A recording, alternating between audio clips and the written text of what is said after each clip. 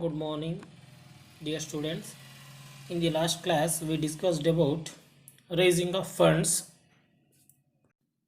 by various deposit schemes. In that, we discussed about current deposits, fixed deposits, saving deposits, recurring deposits, and time deposits. In previous classes, we discussed about lending of money. So, what do you mean by lending money? It means granting money for the someone or providing money for the someone. It is known as lending money. Nowadays, bank is the lifeblood of modern commerce. In the modern commerce, bank is the lifeblood because they are providing money for the commercial or commerce activities.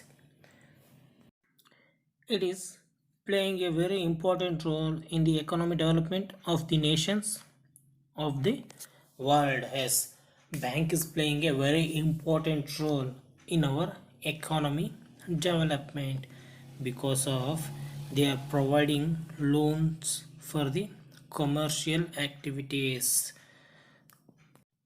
Like this, the bank will having the major role in our economy development. So the next, we cannot think modern commerce without bank. Yes, absolutely correct. So without bank, we cannot thought about our commerce, I mean modern commerce activities, because the bank is the major role player for our modern commercial or commerce activity.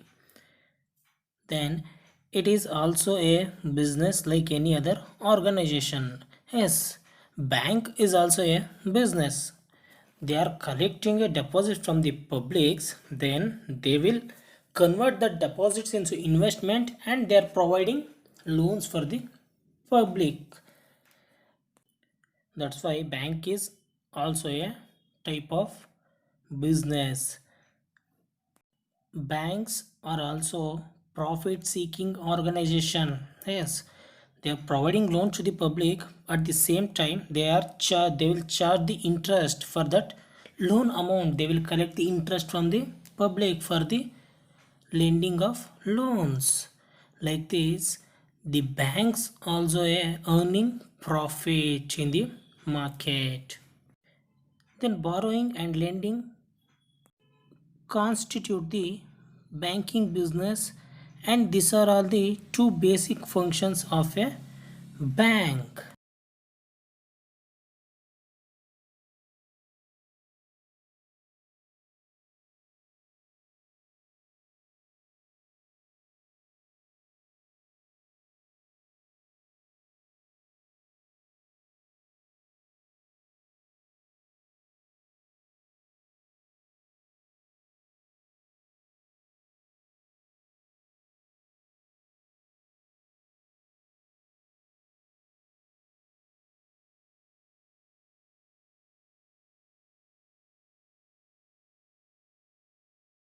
It means the bank is fixed for only for the purpose of borrowing and lending. It means they will borrow the deposit from the general public and they will lending money for the general public. These two are the basic functions of a bank. It is to be noted that banking grew out of the needs of the people for a safe placement of deposit. Yes, the banks are developed for the fulfillment of needs of a general public by providing the safety for the deposits of a public. So these are major important notes of a bank. Like this, the bank will lending money for the publics for the growth of our economy and at the same time growth of our commercial or commerce, modern commerce activities. Then next is types of lending. In that first one, loans. We all are familiar with loans. We know about the loans. How the bank will provide the loans for the customers. So firstly, the borrower should open a separate account in his name in the bank. After the opening of account, the bank will credit the total loan amount to the account or to the borrower's account. Then the borrowers is allowed to withdraw the sum at his convenience. So it means firstly, if the person or a public or a people need loan from the bank, first the borrower should open the account in his name in the bank. After opening the account, the bank will credit the loan amount to that particular account. Then afterwards, the borrower is allowed to withdraw the sum at his convenience. It means after crediting the loan amount, the borrower can withdraw the sum amount from the account. The bank will charge the interest on the entire amount or entire loan amount. The borrower has to repay the loan amount and interest in a agreed number of installment. So after providing a loan to the borrower should repay the loan amount to the bank along with interest in a aggregate number of installment. In that installment, the principal amount and interest amount both were added. The borrower should pay the installment amount in a aggregate number of period. It means if he took the loan for a 5 years, he should pay the 5 years of installment to the bank. This installment amount include principal amount, and at the same time that installment amount include the interest. Both principal amount and interest were added in the installment amount. The bank will took the adequate security from the borrowers for the providing loan. Adequate security means documents related to the land or building. So like that, the bank will collect the security from the borrowers to provide the loan. So like this, the bank will provide the loans for the general public. In this loan, there are 3 types of loans are there. So first one, short term period, long term period loan, and medium term period loan. So short term loan means the borrower repay the loan amount within 1 year. Medium term loan means the borrower should repay the loan amount within 5 years. So long term loan means the borrower should repay the loan amount more than 5 years. This type of loan is known as long term loans.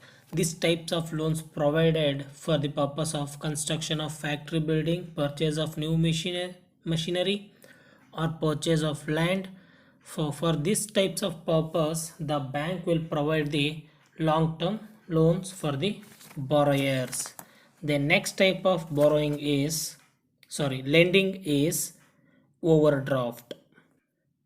This is also a type of lending. So the overdraft facility is allowed to a current account holders. The bank will provide the overdraft facility only for the current account holders. Then overdraft is a facility in which a customer is allowed to overdraw his account up to an agreed limit. It means the bank will provide the overdraft facility to the customers, but the bank will allow to the customers to overdraw a amount from the bank up to an agreed limit. It means the customers having a only 10,000 in his current account, but he need 20,000.